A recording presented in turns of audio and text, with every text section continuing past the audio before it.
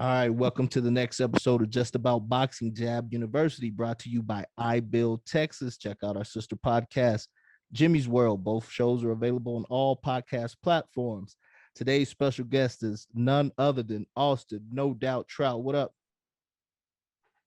What's up, Terry? How's everybody doing at the Jab U? Thank you for having me, bro. It's an honor to be on here. Man, I appreciate that, man. Everybody's good, man. I done moved up to cold Colorado. Well, I see you taking over coaching over there, and they're in good hands. I hope they know. Yeah, man, I appreciate that. I see you moved as well. You out in Houston, Texas now? Yeah, man, I'm out here doing some training, and while I'm here training, I figure I'll do some training of others. So, I have a couple classes I'm teaching, and getting my rock steady boxing started here in Houston is the next goal. All right, so it's a gym of your own, Rocksteady? Well, Rock Steady Box is a program, and what it is it helps Parkinson patients with boxing therapy, so to Okay. speak. So, me as the coach, I just teach them things about boxing. Some of the drills that we do are more so related to help with the Parkinson Okay, symptoms. like motor movement and stuff like that. Cross coordination, we have numbers for most of our punches, so them having to think about the combination I just told them, then to execute it, it rebuilds neurological pathways for them. Yeah, that's dope, man. That's dope, though. There's a manager out there doing something similar named Ryan Roach. He has a little punch out Parkinson. Yeah, Punch for Parkinson's, yeah, that's another program similar to Rocksteady. yeah, that's dope, man. Giving back to the community, helping others where they need help. So I heard you got a fight coming up here soon. Man, I've been blessed. We have a July 10th date. It's going to be in Dubai, which I'm very excited about. Never been, but it's been on my list. So yeah, July 10th, we're heading out to Dubai, fighting against Alejandro Davila, 33-2 out of Mexico. Next victim on my path to getting another world title. That's what's up. You've had a long career, and I tell everybody, man, my boy Austin's a throwback. Any man from any land. Yeah, any man from any land. You fight them all, man. Hey, they can get it. They can get it. Anybody can get it. Yeah. Obliged. Absolutely. And so with this long career, like I try to tell people that boxing kind of wears on you mentally, physically. Is there a bit of point where like, man, I'm sick of this? There was definitely points. When I took my first loss, I was devastated in the way that honestly the way that the boxing world kind of was like they played me like as if I wasn't in there. Like in the fight to Canelo, and I took everything so personal after that. I never took anything personal because coming up, nobody really even knew who I was. You know what I'm saying? So I would get that all that but after I felt like I've done enough to deserve the respect, and I didn't get the respect, I think that was one of the dark times that I was like, I don't love this game because they don't love you. But honestly, I'm at a point right now where I absolutely still. I mean, I don't know what I would do without it, and not in no desperate situation because I've been blessed to spread my money and have things work for me. But I just feel like there's a lot left in me. Um, and then of course, I want to take it to the mountaintop, but I guarantee I'll be at one of the toppest peaks, one of the closest, highest peaks still. Um, and when I don't have that love no more, which is possible, it could be any day, it could be next month, it could be after this fight, it could be in 5 years. You know what I mean? I might not be able to physically do it, but still love it. And I'm still gonna be around it, even if I'm not fighting. Yeah, and I know you're a spiritual man, and is that what helps you get out of like those funks? Like, man, you know what I mean? Just your faith or your family. Yeah, definitely the faith. Family. Um, the faith, especially because I always said in the beginning when no one listened, like I'm here for a reason. Like I'm here to do something amazing, and not no shade of what I've already done. I just don't feel like the kind of glory that I have in mind for my God through my God is still bigger to come. All those things that was done before, there was nothing miracle about it. maybe the fact that I'm a brother from New Mexico that became a world champion. You know what I mean? That's a pretty decent miracle. But um, you know what I mean? Nothing like that was miracle worthy. So I'm ready to be a vessel and a conduit of the miracle to come. And I feel like maybe it could be that 35-year-old world champion. But hey, Nonito Donaire just did that at 38. Yes, he did. Yes, he did. Boy, it stopped him in the fourth. Man, Man, looked good too. It was he looked quick. That sharp. little Yeah, oh man. Shout out to Nonito Donaire, another throwback. You inspired me, champ. Let's go. that's what's up. Nonito Donaire stopped Ubali in the fourth round last night. That was impressive, especially for us that watched Nonito come up. For So sure. yeah, that was a good victory for him. Um, so you mentioned being a brother from Las Cruces, New Mexico. And I lived in El Paso. It's different for us out there, man. How Yeah. was it? Yeah, how was it getting your footing, at least in the boxing world, or just in the community, or how was it, man? Yeah, it was cool. I was accepted by most. You know what I'm saying? You catch your racism from some, from the few. And really out there, um, it was, Hispanics is predominantly the culture, so that you look at your numbers there. It was, I mean, as far as boxing goes, you whooping everybody's ass. It's not like they can say, "Oh, you can't be here no more." It's just try to find somebody to beat us. And being, state champion, it was always like a very proudful thing, and I love the boxing community. From going up to Farmington for the Silver Gloves state championships to going to Clovis, because of boxing, I've gone probably to like a high number of little towns in New Mexico that people never heard of, and I'm like, hey, I fought there. You know what I mean? Socorro, Hobbs. I've been to Los Lunas, Belen. Yeah, or Bloomfield. Yeah. yeah, it's a bunch of little towns in New Mexico. New Mexico's a real Alta, boxing. Yeah, man. all the Yeah, joints I've been to, man. Yeah. yeah. New Mexico's a real boxing state. You're in the New Mexico Boxing Hall of Fame, along with some real great names: Bob Foster, Johnny Tapia, Danny Romero, Holly Holm. You amongst that class, man. Yeah, I appreciate that sentiment as right now, and I have to, re-register at the end of the career, but um, I need to do more in order to really truly earn that spot. Doing better than the rest doesn't necessarily equivalent being, one of the greats. And I got a little bit more to prove because Johnny was a 5-time world champion. They remember multiple times. Holly Holm had every belt, and could not be beat. Um, and then went on to MMA and dominated that game for a while. So these are major feats that I look forward to the challenge. I've gotten some of it. I'm almost there. Yes, sir. so with all New Mexico's success, that they got national champions coming out in Let's not forget amateurs about still. Angelo Leo too, Oh my yeah, man. Angelo Leo got one. Yeah, man. Yes. Too, and Yeah. and and homie's been looking sharp.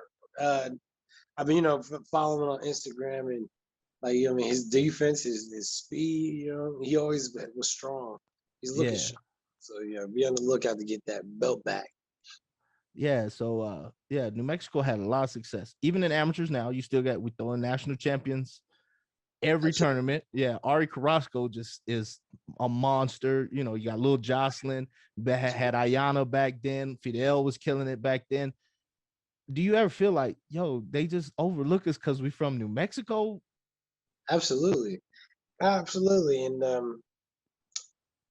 we always, and I remember back in the amateurs when I was amateur, um, and that was like kind of like the Ray Sanchez days, Adrian Lopez, and we had some tough names. So they knew that every once in a while, Matthew Escobar, you'll Yeah. get a tough MF from New Mexico.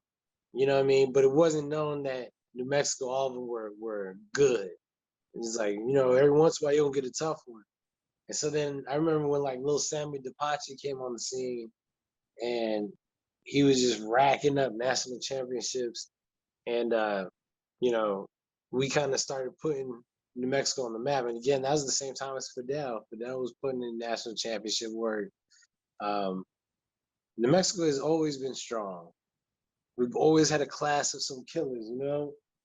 I just don't know why we can't fully manufacture, because we have all the heart in the world, you know. We just bred like that. So I don't know why we can't mass produce enough killers. I think it's because we get lost. They get lost to football, basketball, um, whereas they used to just go to boxing. And how do you think as boxing as a sport can attract those kids that are getting lost to football and basketball? Of course, I was living in El Paso, and the kid, I'm like, I'm 5'5", 120. I'm playing linebacker for the Cowboys. Like, no, you're not, dog. No, you're not. I think just we gotta have some programs that. I mean, look at all the different basketball programs they have. AAU, the developmental, the stand and third. There's not really like that for boxing. You just gotta come in the gym, start from scratch. I think there just needs to be more organized programs geared for boxing, because I guarantee you every kid would love to try it. I never met a kid that, well, nah, that's not true. Every kid would be like, yeah, I want to try boxing. There is some kids that be like, nah, it's not for me. And you're like, you know what? I'm glad you know that. Yeah, you know yourself. Yeah. I'm glad you know that.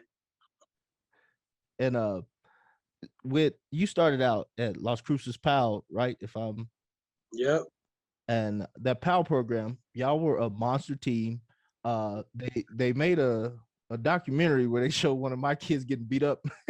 One of they showed, I yelled at Brian about that. Brian, why you do that? Why you do that? Yeah, I think it was Why you do? fight too. Yeah. Yeah, I was like, why you do me like that? But like Los Cruces Powell was a real good program. Good lineage is Louis, Rocky, Mm-hmm. those guys. Rest in peace. Yeah, man, that was a real good program. But as the gym closed now, I haven't heard much from Powell lately. Yeah, the gym has been closed due to COVID. They just really never opened back up. We've had a meeting. I am on the PAL board, and we had a meeting, a few months ago, and it was talking about what do we need to do, what's the plan for reopening, but that reopening never happened. So I don't think the city wants to reopen it. It's unfortunate. There was some great champions, including myself, that got started and finished their careers, even though my career isn't finished in that gym. Yeah, Siju came out of there. That's one of my favorite guys to spar.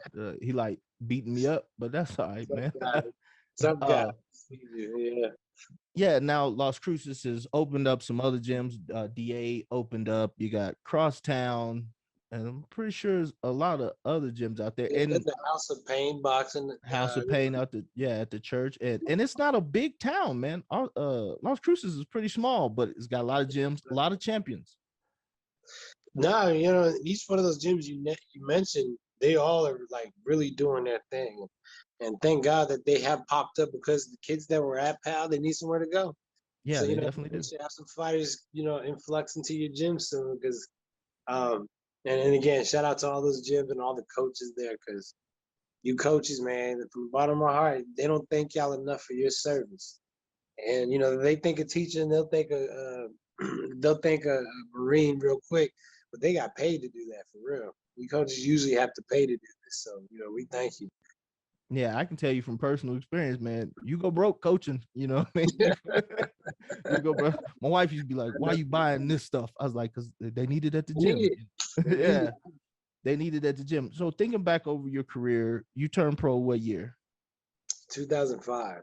2005 after Olympic trials in '04. You were alternate for Yep. '04 Yeah, Olympic. ultimate. You were Yeah, U.S. national champion '04. got to go to Greece. I got to witness the Olympics. Got to see Andre Ward win the gold medal. That was awesome.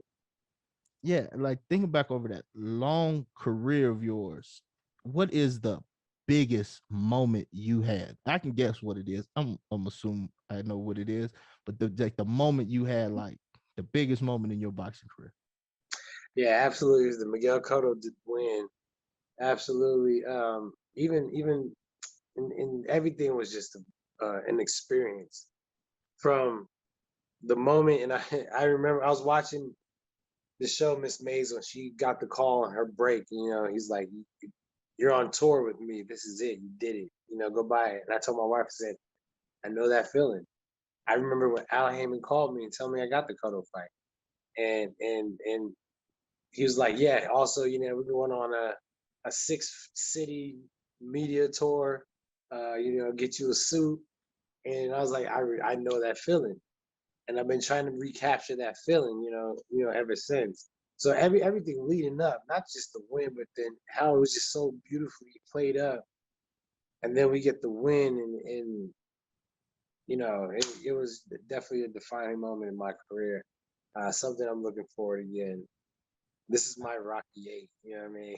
Yeah, man. Hey, I'm not gonna lie. I shed tears of joy when you won that fight. Oh, I So yeah, appreciate that, I was man. like, that's my dog, man. So he got it done. We on the map, So um, Yeah, that was a great moment for just people in the Southwest. They hadn't had that. I mean, so I yeah, think.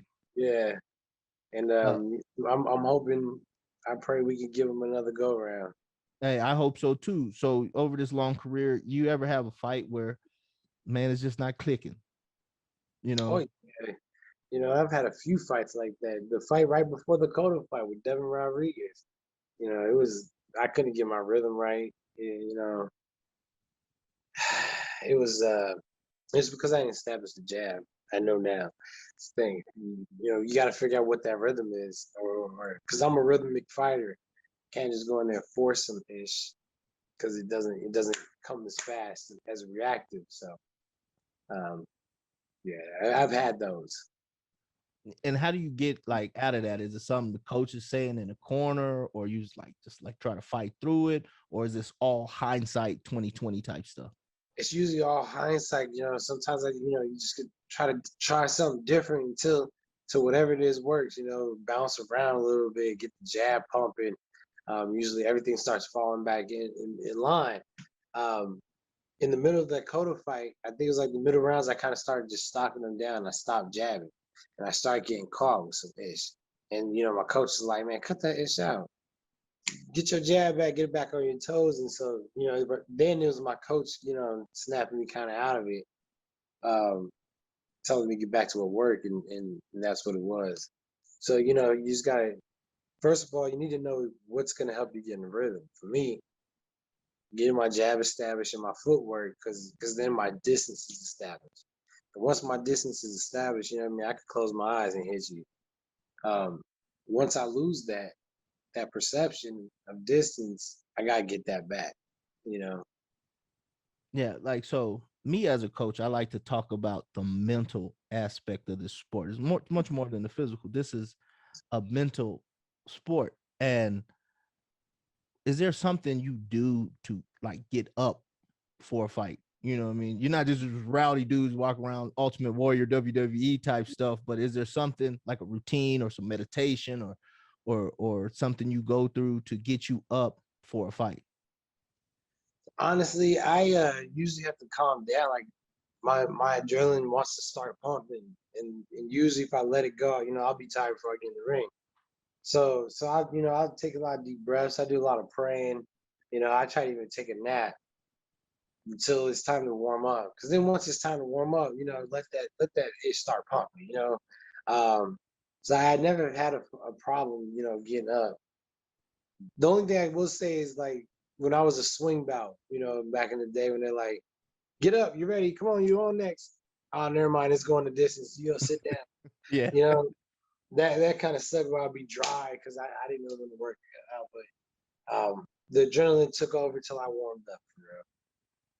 Yeah. And I want to know what point in your life did you like, man, boxing is what I'm gonna do.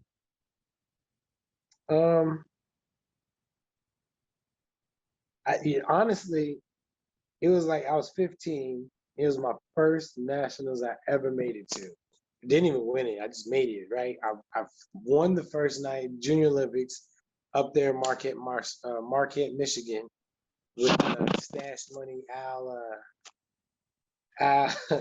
Al Mitchell.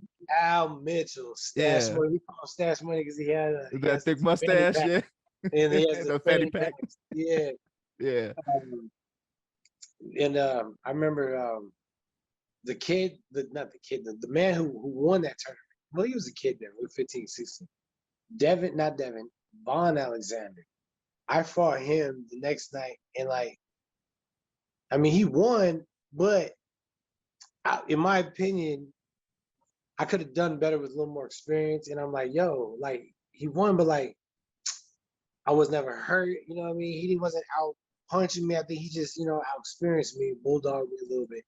And so I was like, you know what? I could, you know what I mean? I could do this. Now I see like that was national. This is the best of the best. You know what I'm saying? In my opinion. And he went on to win the international competition too. Um, and so, And I that's just think Devin's like older brother, right? that's Devin's older brother. He The ended up one they being call the like, animal, yeah, with all the tattoos yeah, and stuff. yeah. Yeah. I mean, he was the one. Like you think Devin's nice. Vaughn was that guy. You know what I'm saying?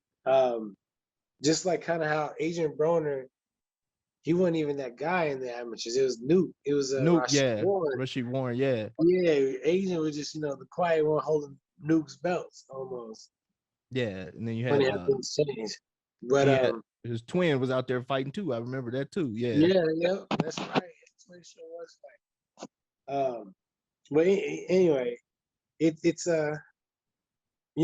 was an eye opening experience, and when I saw how good I did with against the person who won it all, I was like, man, that was only like my maybe 20th fight.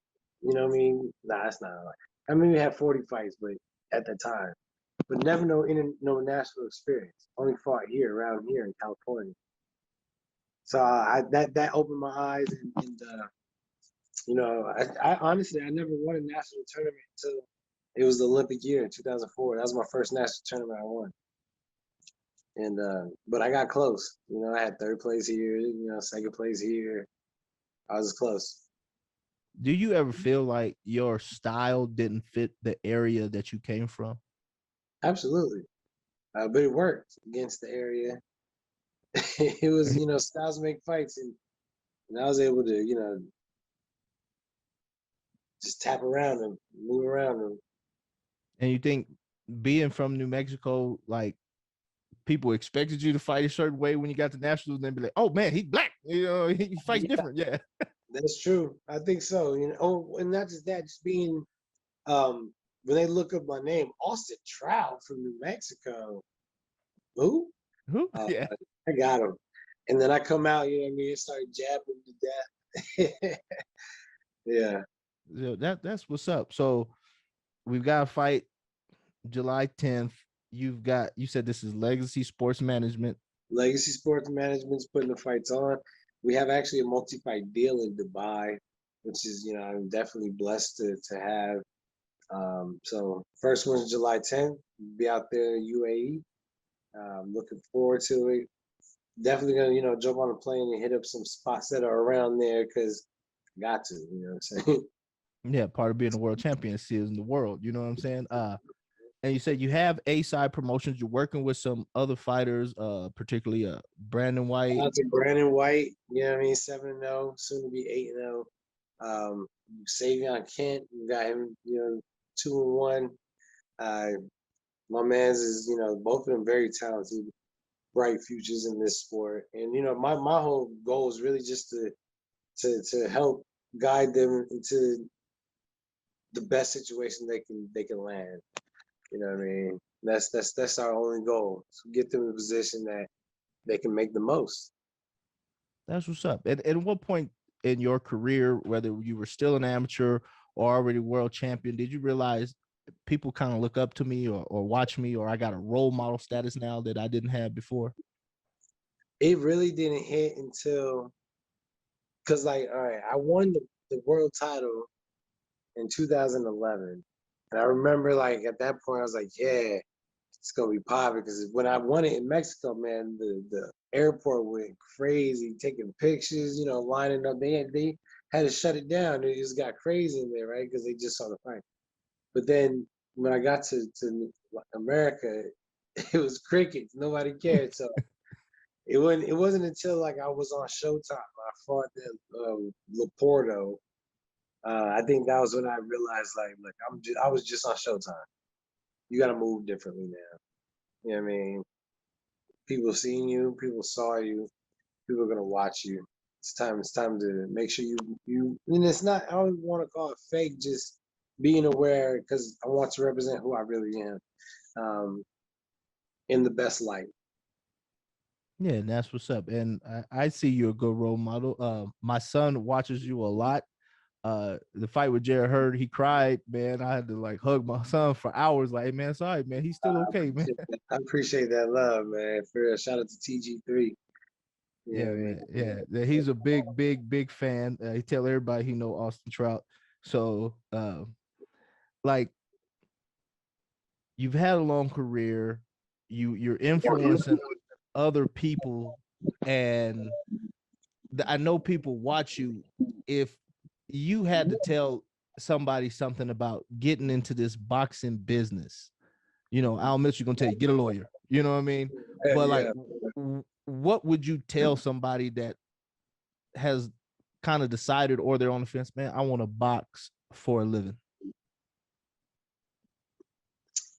Well, make sure you have another job.